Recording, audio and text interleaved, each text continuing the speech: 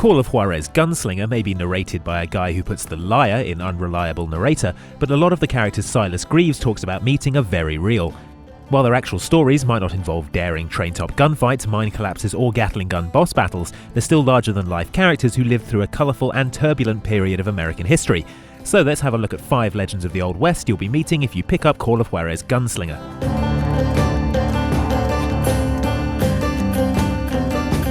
Starting out as lawmen, the Dalton brothers Grattan, Bob and Emmett decided they could make a lot more money robbing trains. They were also given to exactly the kind of daring-do that dime novel authors loved. Grat, for example, once managed to escape from custody on a moving train by stealing the key to his chains from a sleeping guard and jumping out of the train window into a river as it passed over a bridge. However, the Daltons' downfall came when they tried to rob 2 banks at the same time in broad daylight in their hometown where everyone knew them.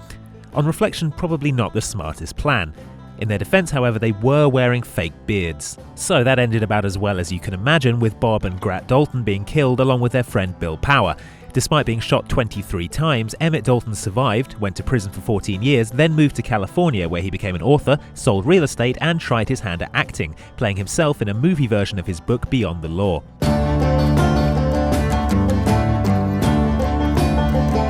William Henry McCarty, also known as William H. Bonney, Kid Antrim, or Billy the Kid, is still one of the Wild West's most notorious outlaws, but much of his fearsome reputation comes from a massively embellished book written about him after his death by his killer, Sheriff Pat Garrett. Indeed, most reports of Billy from those who knew him described him as a kind, generous and friendly guy, who hardly ever robbed banks or shot people with zero provocation.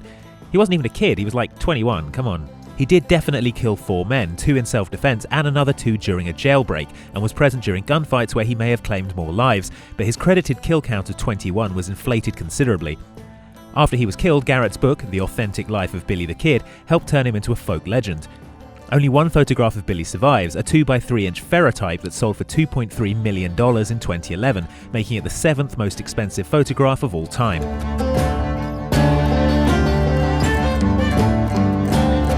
Pat Garrett was a cowboy, a buffalo hunter, a bartender and a customs agent, but is best remembered as the man who killed Billy the Kid. Some reports claim the two got on fairly well, playing poker together, until Garrett was made sheriff of Lincoln County and the governor put a $500 bounty on the kid's head. On July 14, 1881, in Fort Sumner, an unarmed Billy entered a dark room in which Garrett was lying in wait.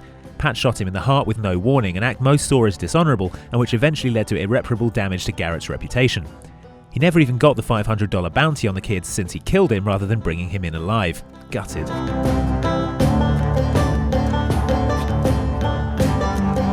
John Wesley Hardin was one of the West's most notorious killers, believed to be one of the fastest gunslingers who ever lived. He was certainly one of the deadliest. He's credited with killing 41 men in duels, shootouts, and once even for snoring too loudly. He had a price on his head from the age of 15, but was finally arrested at 25 and spent 17 years in prison. Hardin used his time inside to study law, and on his release he passed the bar exam and became a lawyer, as killing 41 people apparently didn't stop you from doing that back then. He didn't get to enjoy his new life for long, however. Barely a year after he was released, he was shot dead at a dice table in the Acme Saloon, El Paso.